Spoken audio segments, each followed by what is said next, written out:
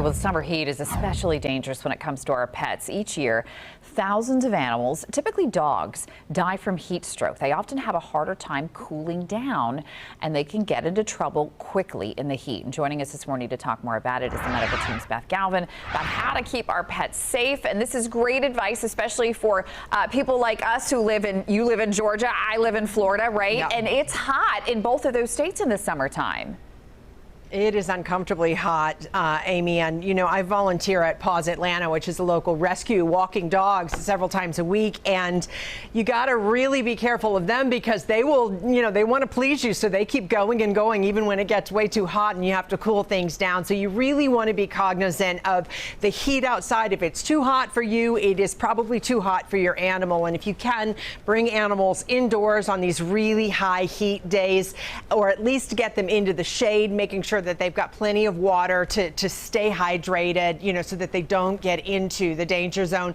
And the heat can be especially tough on, puppies and kittens, on older dogs and cats, and also, dogs who have medical conditions or dogs who have the very short noses, like the Frenchies, those kind of dogs, bulldogs, can get into trouble pretty easily in the heat.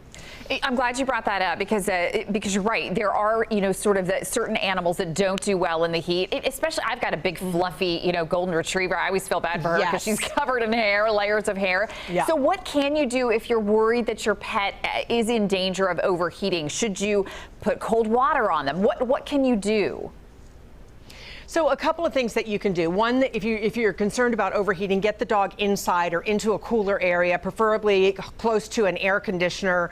Another thing that you can do is take cool towels. You don't want it really cold or ice cold, but cool towels, and wrap those towels around the dog to try to lower the dog's blood pressure. And lower the dog's temperature and, blood pressure because it may be elevated.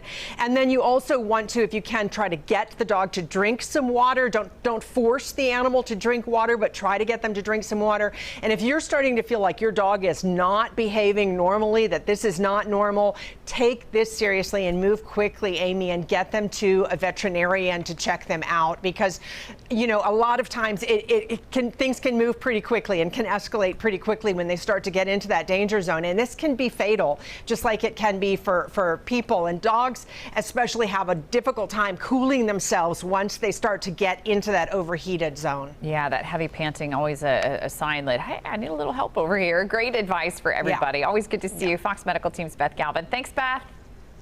Thank you, Amy.